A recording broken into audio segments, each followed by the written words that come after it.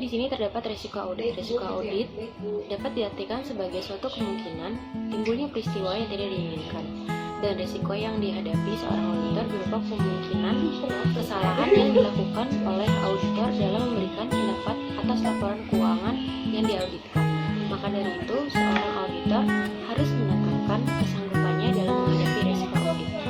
Lalu di sini ada tiga komponen risiko audit, yakni risiko bawaan, risiko pengendalian, dan risiko deteksi. Risiko bawaan itu sendiri adalah kerentaan suatu saldo rekening atau golongan transaksi terhadap suatu salah saji material dengan asumsi bahwa tidak terdapat kebijakan dan prosedur pengendalian intern yang terkait.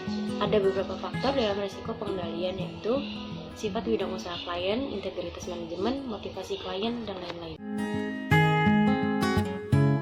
Perkenalkan, nama saya Novita Anggraini, saya dari akuntansi 559, ingin mempresentasikan mengenai motivasi klien dan hasil audit sebelumnya.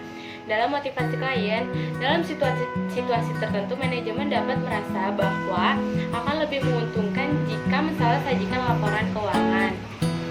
Juga perlu dipertimbangkan motivasi untuk mengurangi sajikan laba sebelum pajak untuk mengurangi pajak yang harus dibayar. Jadi, kalau manajemen tidak memiliki integritas yang tinggi, motivasi tertentu bisa membuat mereka mensalah sajikan laporan keuangan. Kedua, hasil audit sebelumnya. Salah saja yang terjadi pada audit sebelumnya memiliki kemungkinan untuk terjadi lagi pada audit tahun berjalan. Ini disebabkan beberapa salah saji mempunyai sistem yang sistematis dan organisasi yang cenderung lambat melakukan pengubahan untuk mengatasinya.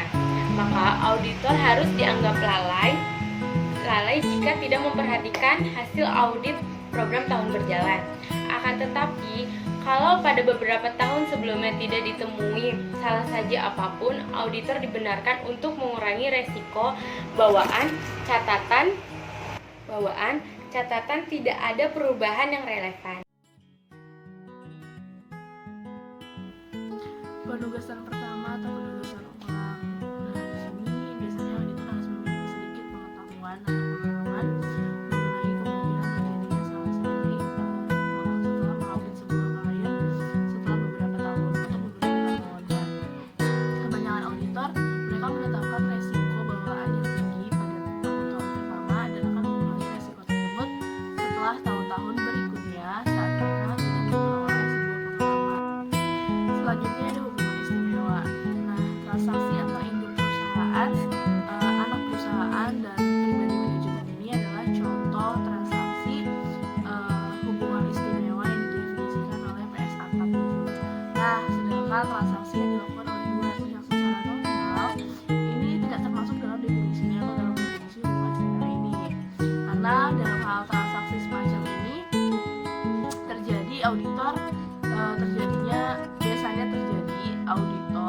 harus meningkatkan resiko bawaan klien dan atau pihak-pihak yang bersangkutan.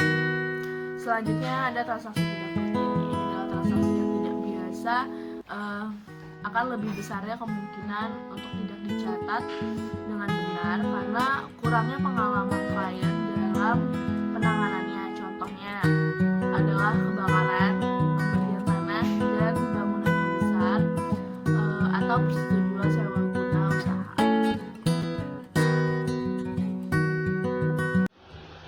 Saya Nutasya Nabila akan menjelaskan unsur-unsur populasi dan risiko pengendalian. Unsur-unsur individual yang membentuk populasi seringkali mempengaruhi ekspektasi salah saji yang material. Populasi itu sendiri adalah kumpulan yang lengkap dari kelompok data jadi objek penelitian. Lalu adanya risiko pengendalian. Risiko pengendalian adalah ukuran kemungkinan terdapatnya salah satu saji material yang dapat terjadi dalam suatu asersi, tidak dapat dicegah atau dideteksi secara tepat waktu oleh pengendalian intern suatu satuan usaha. Priliana akan menjelaskan tentang risiko deteksi. Risiko deteksi adalah ukuran kemungkinan seorang auditor tidak dapat mendeteksi salah saji material yang terdapat dalam suatu asersi. Risiko deteksi adalah suatu fungsi dari keefektifan prosedur, auditing, dan penerapannya oleh auditor. Aspek resiko deteksi dapat dikurangi melalui perencanaan yang memadai dan supervisi yang tepat, serta melalui penerapan standar pengendalian mutu. Hubungan antar komponen risiko. Suatu tingkat risiko audit tertentu terdapat hubungan terbalik antara tingkat risiko bawaan dan risiko pengendalian yang diperhitungkan untuk asersi dan tingkat risiko deteksi yang dapat diterima auditor untuk asersi tersebut. Saya, Dina Larasati, ingin menjelaskan mengenai hubungan antara risiko audit dengan bukti audit. Di sini terdapat hubungan terbalik antara risiko audit dengan jumlah bukti audit yang diperlukan untuk mendukung pendapat auditor atas laporan keuangannya. Artinya, klien tertentu semakin rendah tingkat risiko audit yang ingin dicapai, maka semakin banyak pula jumlah bukti audit yang diperlukan. Hubungan ini berlaku untuk risiko deteksi.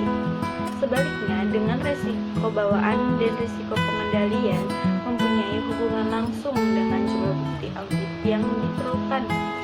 Bukti yang diperlukan semakin sedikit apabila risikonya rendah, karena dengan situasi ini risiko deteksi dapat menjadi tinggi.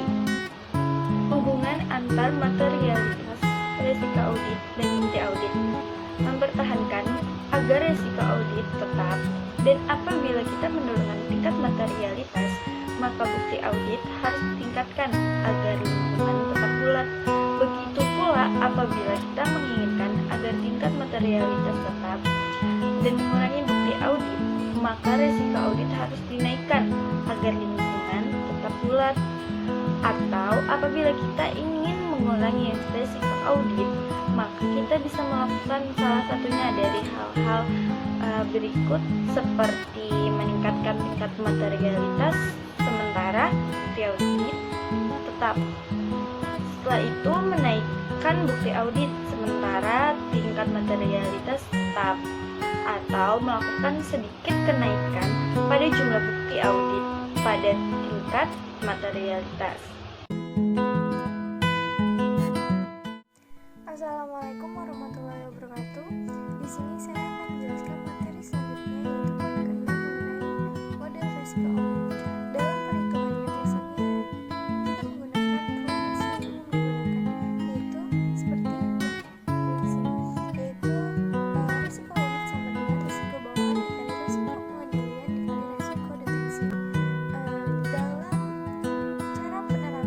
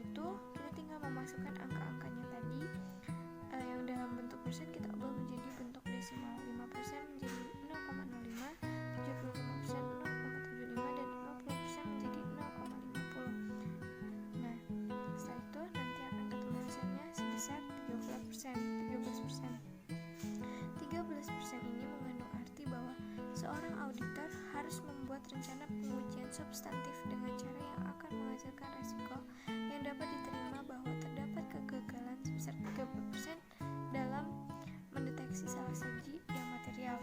Resiko ini dapat diterima apabila auditor memiliki keyakinan dari sumber-sumber